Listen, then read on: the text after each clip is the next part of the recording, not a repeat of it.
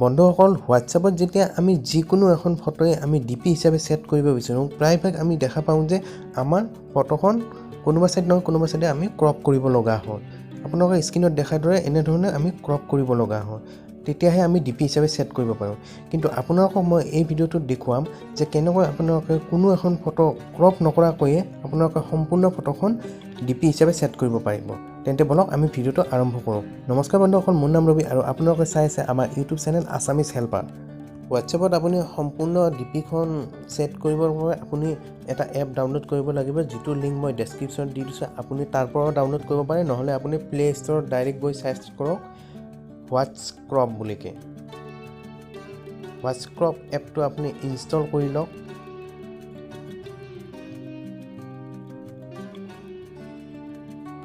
install কৰাৰ পিছত আপুনি এপটো ওপেন কৰি লওক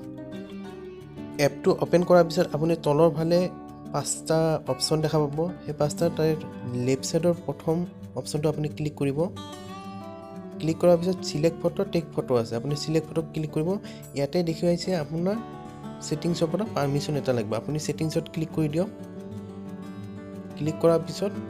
আপুনি তলৰ ফালে এপ পাৰমিশন বুলি কে যে আছে সেইটো আপুনি ক্লিক কৰক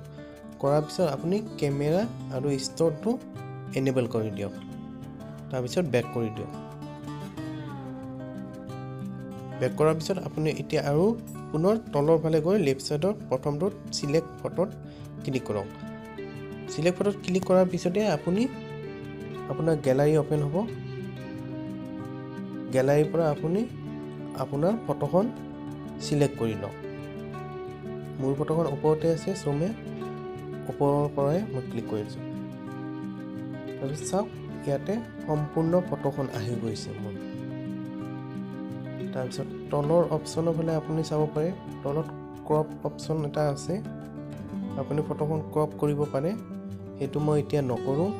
তাৰপিছত নেক্সট আপোনাৰ 3 নম্বৰ অপচনটোত আছে ৰোটেট আপুনি ফটোখন ৰোটেটো কৰিব পাৰে তাৰপিছত আপোনাৰ আছে বেকগ্ৰাউণ্ড কালাৰটো এনেকুৱা আপুনি ৰেড গ্ৰীণ ব্লু এনে ধৰণে আপুনি কৰিব পাৰে কালাৰটো কৰাৰ লগতে আপোনাৰ এনেকুৱা দেখা যাব বৰ্তমান মই তেনেকুৱা একো কালাৰ নকৰোঁ মই সিম্পলি ৰাখিছোঁ নেক্সট আপোনাৰ তলত আছে বেকগ্ৰাউণ্ড ইমেজ আপুনি ইয়াৰ পৰা বেকগ্ৰাউণ্ড ইমেজ ইয়াৰ পৰা যিকোনো আপুনি সিলেক্ট কৰিব পাৰে এইবিলাক ইমান দৰকাৰ নাই গতিকে মই এইবিলাক কোনো ধৰণৰ কৰা মই ডাইৰেক্ট একেবাৰে তলৰ ৰাইট সাইডৰ অপচনটোত ক্লিক কৰি দিওঁ ক্লিক কৰাৰ পিছত আপুনি আপোনাৰ হোৱাটছএপটোত ওকে কৰি দিয়ক কৰাৰ পিছত আপুনি ডান কৰি দিয়ক চাওক ফ্ৰেণ্ডছ আপোনাৰ ডিপিটো সম্পূৰ্ণভাৱে এতিয়া ফুল ডিপিটো আহি গৈছে যদি ভিডিঅ'টো ভাল লাগিছে তেন্তে লাইক কমেণ্ট আৰু সাবস্ক্ৰাইব কৰিবলৈ নাপাহৰিব ধন্যবাদ